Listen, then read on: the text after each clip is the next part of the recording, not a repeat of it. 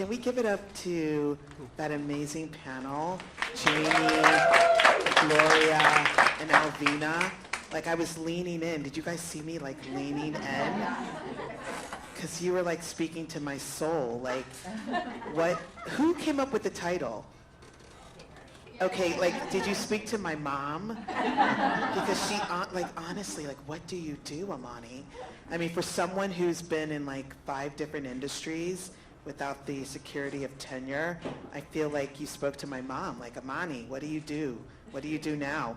But seriously, like, job identity, all of those topics really resonated with me. And, like, as I've taken this 9-month sabbatical, I was the CEO of the creative agency BBH USA.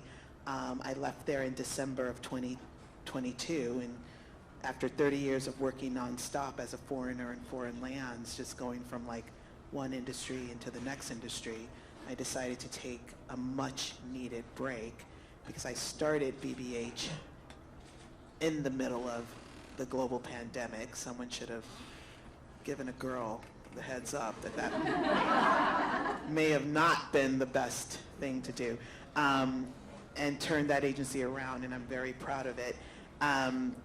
But I needed to take a great break, so that panel really spoke volumes to me about intentionality and really owning the decision to walk forward.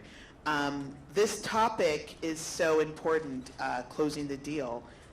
Business negotiations unwrapped. And I was having this awesome conversation with David over here about the music industry. He was telling me they shot the Taylor Swift video here back in the day. Yeah, and it made me think about my first career. I started out in the music industry, and it made me think about this conversation that my mom, because I was a youngin' in the music business, had with my very first boss here in New York, because I'm from LA, born and raised, and moved here right after university. And my first boss, you know him, Kevin Lyles, had a conversation with my mom, and he said, he said, did you ever teach her the meaning of the word no?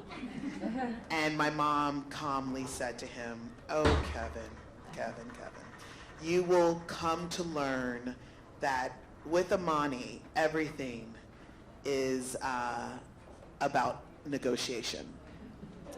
I love the art of negotiation, I really do.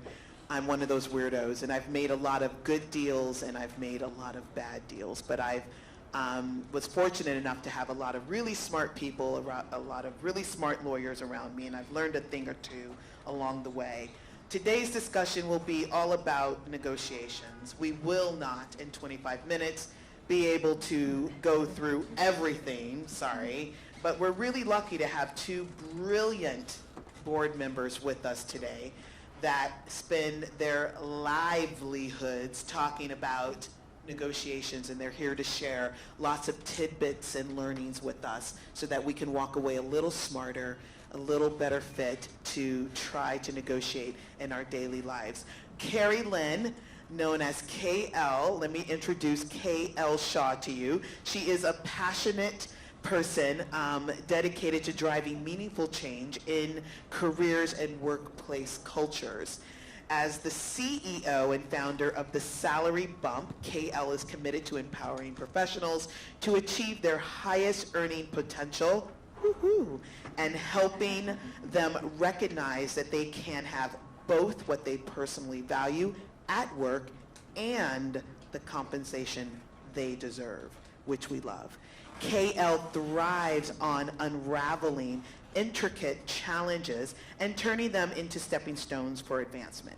As a seasoned problem solver, she has an unwavering belief that every hurdle is an opportunity in disguise. KL's mission is to empower people and teams to not only conquer disruption, but embrace them as catalysts for remarkable growth and transformation. Thank you for being here, KL. Jennifer Justice. Hey, girl. Jennifer and I know a lot of people in common. Jennifer is the bomb. She is an entrepreneur and former entertainment executive known for her expertise in building artist careers and business portfolios by marrying art and commerce. From the beginning of her career, JJ is known for championing gender equality and diversity in the workplace and beyond. As the EVP of Strategic Marketing and Business Development and General Counsel at Roc Nation, she helped structure the vision and growth of Roc Nation.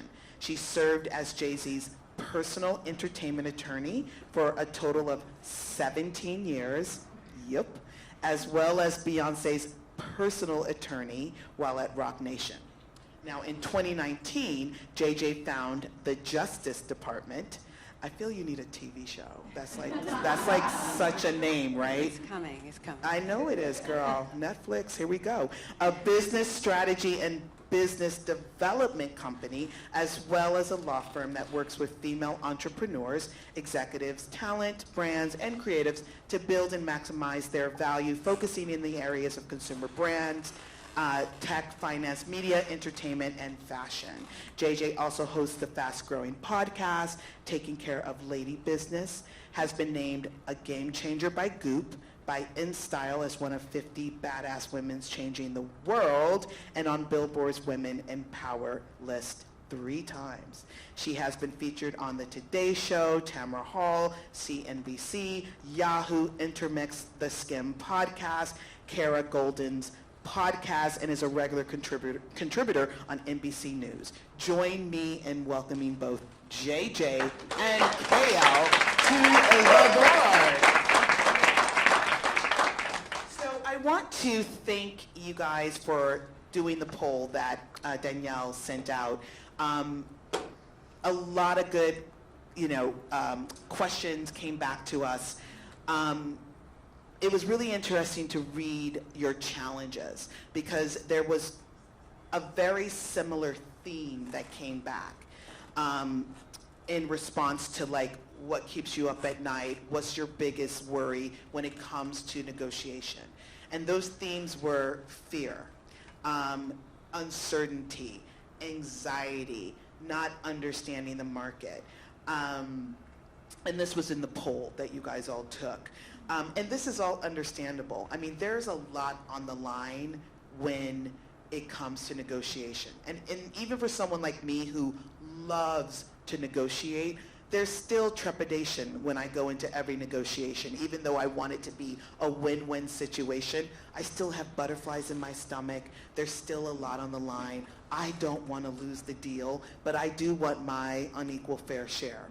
So, I mean, let's just keep it real, And especially during today's uncertain economic times, it's just a lot. So let's kick things off with this icebreaker question to both JJ and KL. How can we approach this, to be honest? What are some tips that you guys can offer to everyone about how to manage these natural feelings when it comes to negotiating during uncertain times? Yeah, it is a great question, and I'll tell you a little, story. When I got hired, I worked with Jay-Z when I was an outside attorney, and then he asked me to come in. I did the deal for Roc Nation. He asked me to come in-house. And he was like, oh, well, now who am I going to hire as an attorney since I was his attorney? And I said, I don't care who you hire. Who am I going to hire? And he's like, wait, you're an attorney. You're going to hire somebody? And I was like, any attorney that represents himself has a fool for a client.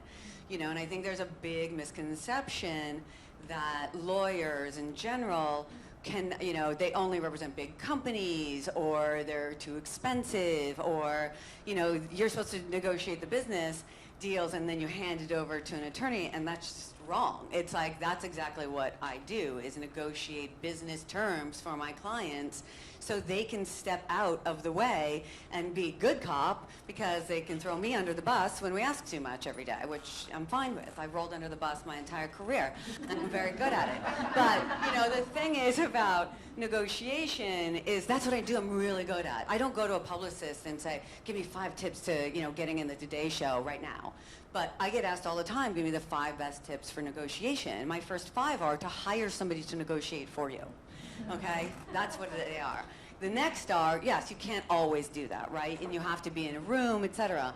But the things that I always tell my clients to understand is you're not paying me, you know, for the 30 minutes that you've just talked to me. You're paying me for the 25 years of experience that got me to the place where I can tell you in 30 minutes what your problem is, or how I'm going to solve your problem, or what you need to do about your problem. There you go. So, you know, that right there is looking at it from an abundant point of view. Because when we all saw, I think it was the three of us, April and Danielle, all on that, I literally was like, this is crazy. Every single one was imposter syndrome. I'm not good enough. Am I charging? They don't want to pay enough. Well, guess what? Those are not your people, okay? They're not your people, and they're not your clients. Because you guys are here, and we're all here because we have a ton of experience. We're really fucking good at what we do. And you know that you're the best at what you do. And if somebody can't see that, then you don't want to be with them. And you don't want to be with the, you know, you don't want them as clients. Now, that's not easy to do, and it's your livelihood. It's not easy to do in your first or second year of starting a business because you want referrals, you want, you know, the people to, you know, you want the business, right? But ultimately, you have to get to that point, and you have to look at it out of abundance and not scarcity, and understand that you're worth all of the things that you're asking for. I'm going to jump in. So, being a lawyer and hiring a lawyer, I'm also a professional coach. And Avani, I think you mentioned you have a coach. I don't know where she went. She hired a coach basically to help her get out of her own head. And essentially everything that you all put in that poll was, I'm in my head, I have blocks or I have fears that are getting in my way of asking for the sale or asking for what I think I'm worth. So knowing your worth is really hard because we all have that voice in our head. So it's a couple of tips as a coach that I can share with you, other than hiring yourself a coach and hiring yourself a lawyer. Two things. One is reframing and the other is MSU. So when I went through my coach training, they said to everyone in the room, you all graduated from PhD, with a PhD from MSU. And we all looked around and said, we didn't go to Michigan State, and I don't even have a PhD, so what is she talking about? And these two coaches actually trademarked MSU, and it's basically make shit up. And we all make shit up every single day about the story, and you tell yourself a story about the actual situation. The fact is, the potential client hasn't responded to your email, but you've made up a story that they hate me, my price is too high, I'm going down, my business is I'm gonna have to shut my business down. So your story that you've made up is actual nonsense. And so the idea of grabbing MSU is pretty catchy. When you start spiraling and you start going down this rabbit hole of whatever this bullshit story is to re-ground yourself to the fact. The fact is, he or she just has not responded to your email. That's the fact. Then you can reframe and say, okay, what actions can I take that'll help me move forward and hopefully help land this client? So MSU, fun little tip, hopefully it helps you. And then I would say the second one is the reframing. So when MSU comes up, or that voice in your head comes up, that you're not good enough, that I'm not smart enough, that my business isn't big enough, I don't have enough experience, to reframe it to something super simple as where in your life have you been successful? When in your life were you able to negotiate? When in your life were you able to close a deal, even if it doesn't have to do with negotiation in particular, but when have I been successful? And that is, Nori, I've got grit, I've got hunger, I see every challenge as an opportunity, and that's how that's worked well for me. How can I translate that success into something that'll help me get unstuck and move forward and at least take one step forward? I love that so much. That can really help with the imposter syndrome, that little voice in our head all the time. The second biggest concern from the poll that you guys all took for us was around budgeting. Okay, so we're going to get really deep into budgeting really quickly. the questions were around transparency with the clients, aligning on scope and fees, confidence in pricing. So I would love to ask both of you, and whoever feels they want to answer first, please do. How do you recommend approaching these discussions to safeguard our interests as vendors without jeopardizing the deal? Just coming back to sort of internal versus external, some of what you're talking about is the external work, doing my homework, making sure I know what the market pricing is. The stuff that I talked about is the internal work, and I really believe that you can't reconcile the external until you do the internal. And how do I have the confidence to ask for the sale? So I think a lot of us have in our head, and we talked about it earlier, I don't remember if it was with you or with Molly, that scarcity mindset that we're in a recession and companies don't have money and it's a nonprofit and therefore maybe they don't have money to hire me. Again, that's the nonsense. The internal work, just for a second, I started a company called The Salary Bump, helping women know their worth, and I was working through building out my modules, and it's a digital platform where you can have access to the videos. And I was talking to my husband about it, and I was spending a lot of time on Know Your Worth, which is the internal piece. And he's like, I don't give a shit about knowing my worth. I just want salary bump.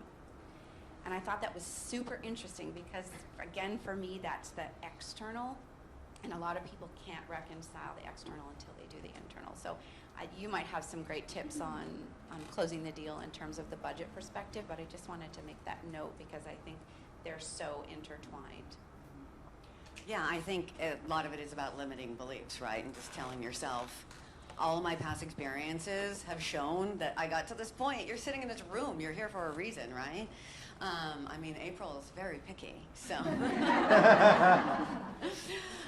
On budgets, I think that actually Noria and that whole panel actually spoke very, very well to that. I've had clients myself where they're like, I don't know, they keep asking me to like name this, but it's like also it's putting it back on them. Like, what do they really want? Being a lawyer is one part. I actually do most of my work is consulting on business strategy, business development, female-founded companies, and I have the problem too with like statements of work. I'm like, you have to tell me your pain points, and I can tell you if I can deliver on them. And then I love that suggestion about like making that business development phase a phase, because it's true. It's like you have to charge for that. Like I give a half an hour for free. After that, you are paying me, and you know what? You're going to get your money's worth. I have never had a deal where there's a client that I had who'd never negotiated her deal in her life. She was a C-suite, and she was getting $500,000 a year. And by the time I was done with her, she was making $2 million. And so, if I hadn't represented her, she would still be making $500,000 a year. Now she makes $2 million a year. And I was like, I paid her. But that's because I did it for her versus her doing it for herself, which helps. So when it comes to those things, I think that there's a ton of tips already that were, I don't want to just be up here to talk. Like I think a lot of that was handled and dealt with, and we can ask questions later, but I think the real experts are the people here doing budgets, etc.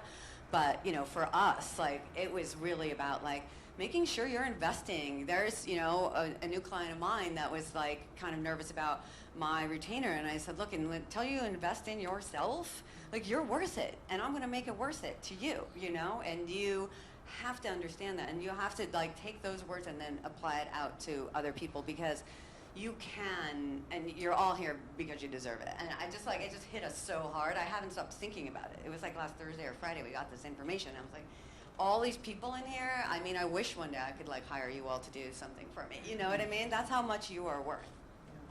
I have to agree with both of you, because I'll tell you a personal story. Now that I'm back on the job market, I was having a conversation with a recruiter, and she asked me what my number was. And I told her, and she immediately started talking me down from my number. And I immediately stopped her. And I said, the number's the number. And I said, if the number doesn't work for your client, then I'm not the candidate for your client. And I said, and furthermore, don't ever do that again to a woman. Because I know you would never do this to a man. So don't ever do this to a woman, let alone a black woman. Because I already added in the mental tax. And I already know the number is lower than what you would offer to a white man. So don't ever do the number. Don't ever do that again. And she apologized.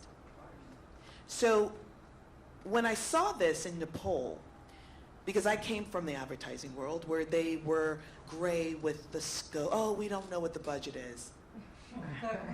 And I also told them they were liars because before I went into advertising, I was on the client side, so I know you know what the number is. Because we wouldn't put out an RFP without knowing what the budget is. But how, I always ask myself, is it really about the number or is it about the value? The number is the result, right? Well, so we talk about what is your value. It's not only about the number. This is the value I bring. Well, it's a catch-22. I mean, when you get the RFP and you're putting together your scope, you want to put your best foot forward. So you want to be, there's two things. You want to be within the range of what they have, but then you also want to not underbid. You know what I'm saying? You don't want to underbid. Good clients, because this has happened before, good clients will say, give me your real number. This is too low. Because they're good clients and they're not jerks. Yeah, can I just say something? Like, your story about the recruiter drives me crazy. Oh yeah, it happens all the It time. drives me crazy. First of all, understand, a recruiter does not work for you, although they'll be like, no, I got they your don't back. work for you. They, They work for the client. whoever is paying, that's who they work Yeah, for. they work for the client. And it's shameful that A, recruiters do Sure. that, and B, that companies let them, the Sure. HR departments let them do that. Sure. And that they would ask. First of all, you should never, and never let somebody ask you what your number is either, because I get why you would do it with that, because you don't want to be wasting your time. Because, like, it's illegal in New York. Like, you can't say, like, ask what you made in the past, et cetera. They have to give you a salary band. But they're the ones coming to you. Like, what are you going to do to make it worth my while, to stop what I'm doing or not take this other job, et cetera. And you're right. And it's like, I often give my clients, most, female clients, we often under-negotiate, we undersell ourselves, we underestimate our worth, et cetera. I always say let them make the first offer, always. It's a very rare situation that we would go after an offer, and it's in those situations where you just know that they're probably not gonna get there, so it's easier to be like, I want this much, if it's not there, bye, that you're so far apart. Yeah. So my recommendation when you're dealing with a client, to answer this question, when you're dealing with a client who is not being transparent and forthright about the budget, you really need to just ask yourself a very hard question and weigh it out. Is this worth my investment? Is this worth my time? Is this worth me going through the rounds and rounds and rounds? And if it is, stick with your number. The number's the number. And I hope that helps someone out there. Because if you go in and it's you're compromising yourself, it may not be worth it in the end, because if you go in low, you can never build yourself back up. So I hope that answered the question. But since we're on the ethical part of this discussion, I do want to ask you guys, what are some common misconceptions about negotiation, and how can, if for the people who are owner-operators, how can they overcome them? Just basically, what are some ethical considerations that we as owner-operators should keep in mind when we're talking about, in business negotiations? Little tips that we can keep in the forefront of our minds. I mean, back to KL's make shit up. I mean, you can do it all the time, right? What is ethical? It's like, I think there's a big misconception that you have to do everything in person. You don't. Like, some people just are not naturally good on their feet, and that is fine. In particular, you know, I did marry art and commerce mostly because I represented creatives who were not good at doing that, and they you know, they didn't know how to negotiate those things. So that's where I would come in. And so when you do that, it's totally fine to take something and, you know, what they say to you and say in person and be like, let me think about that and I'll get back to you. And it's totally fine to then email them. Like, it's totally normal to email, especially when you don't like thinking on your feet like that. It makes you uncomfortable. You don't think you're going to, you know, stand up for yourself as much, or you're not going to come up with the things that you come up 5 minutes after you agree to the number. You know what I mean? And reasons why. And that's okay. You know, I think that's a really big issue for a lot of people. They get nervous and they feel like they have to think on their feet. And it's also, it's like, it doesn't matter if you know, let's say you say that you made $100,000 in the last gig, but you didn't. Okay, but you probably deserved it. All right, so it doesn't matter. It's not, you know, and if they find out, they find out, and you did a great job, or they don't like you. You guys, but like, seriously, ask for what you really deserve, you know? You don't, it's like, this is business in a capitalist society. You know, like, and it might not feel right to you, but you know ultimately if you got paid that, you deserved it, you know? I think when you talk about ethics and you talk about the kind of clients that you're potentially going to be working with, if you smell that there is anything unethical or anything that doesn't feel right about that relationship, you should not be working with that person. You talked about this client a lot, how difficult he is. And in hindsight, if you were to map out your dream client and you were to write out all the things that you will feel when you are working with your dream client, I'll bet he did not make the cut. You worked with him anyway for whatever reason, right? We make choices, but you get to choose. It's an interesting exercise to map out how you will feel with the clients you are working with, how you will feel in your next job, what you are grateful for, the kind of energy that you are surrounding yourself with, because they're either going to suck the life out of you or they are going to energize you. And which one do you choose?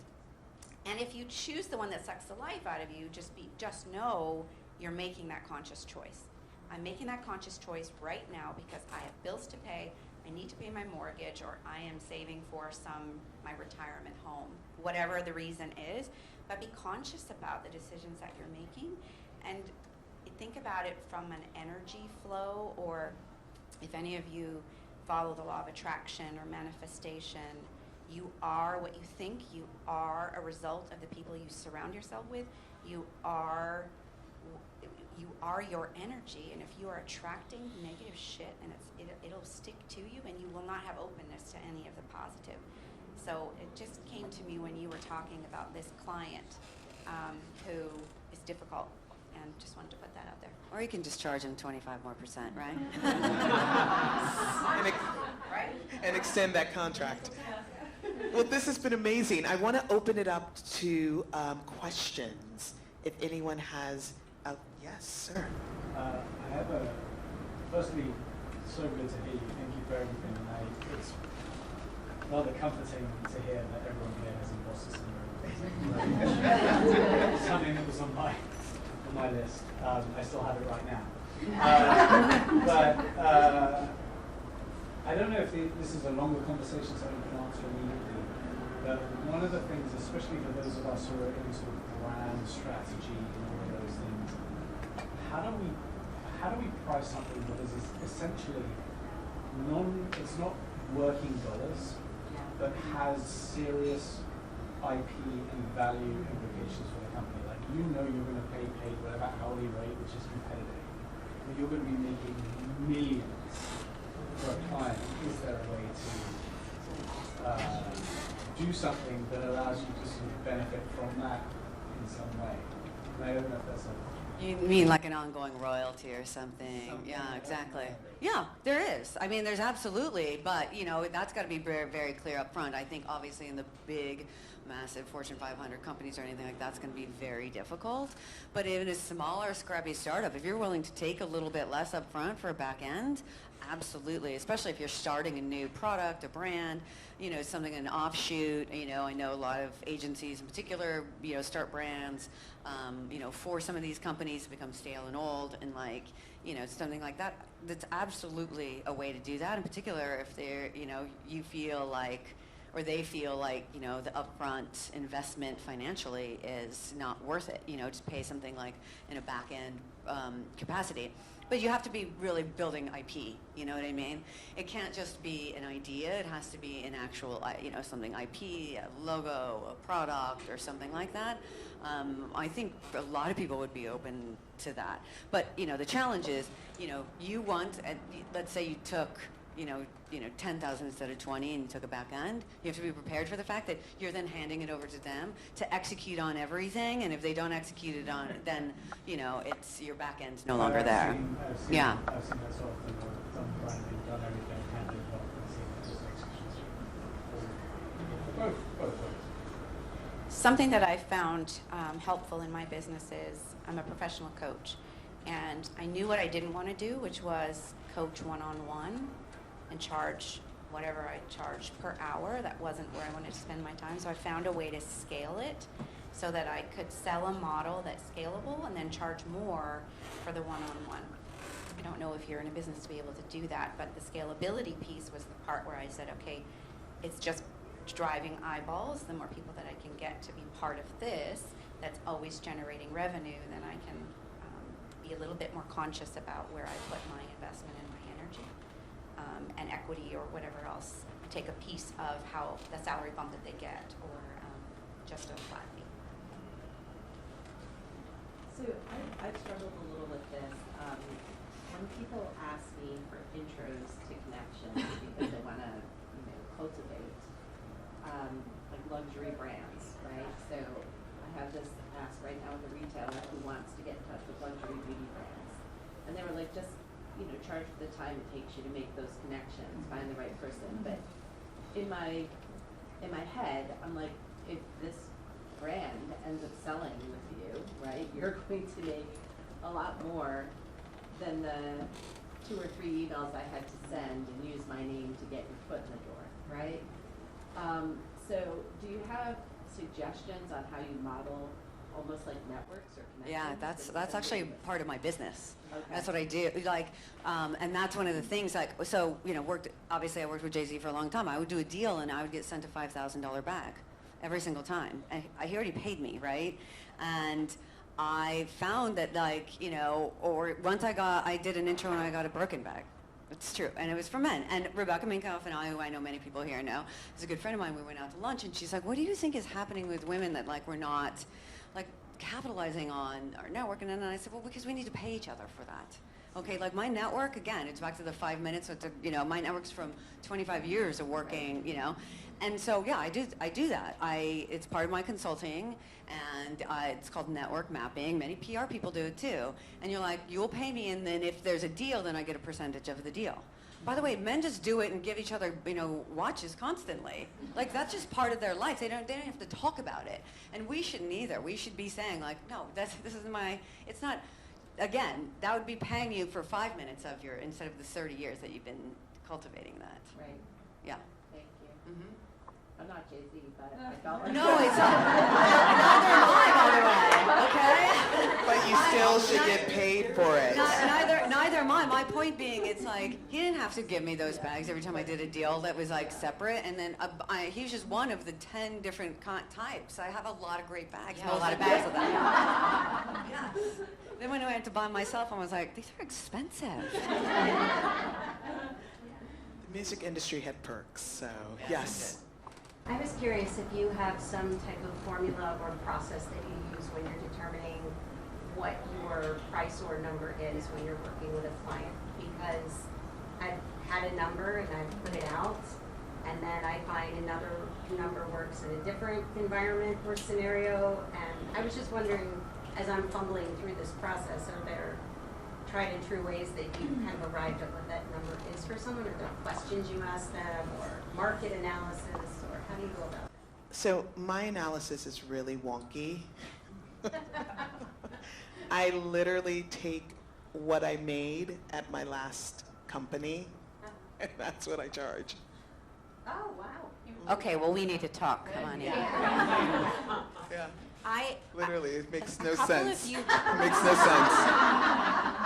there are lots of sources that we can help you. There is something that a lot of you said though, that it's about asking the right questions and being sure you understand what the client is actually looking for. And there's open-ended questions. There's a book called Ask for More. Alexandra Carter, I think is her name. It's a fantastic read about negotiation and just this conversation, but asking the right questions. Tell me more about what success looks like. Tell me more about, etc.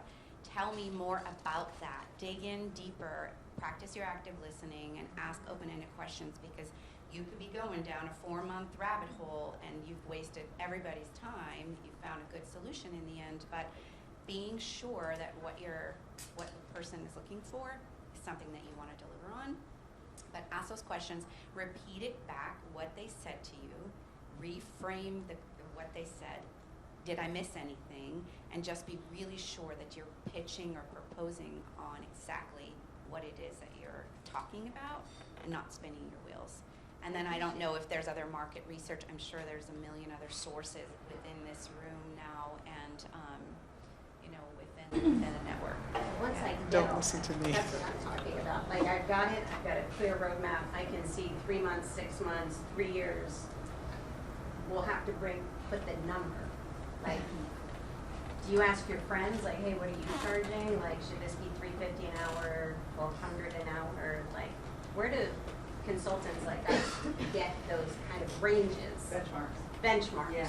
I mean, I think that's part of this, why there's this group. Like, we should be sharing all the information and crowdsourcing it for sure, because if you know that you're within, it's no different like lawyers, like we have an hourly rate, right? And, it's kind of like built in, territory. You're in New York, you're in LA, you know what I mean? How experienced you are, et cetera. And then it's kind of like what the market, demands. But I think this crowdsourcing is one of the biggest, things, especially with consultants. I'll be in WhatsApp.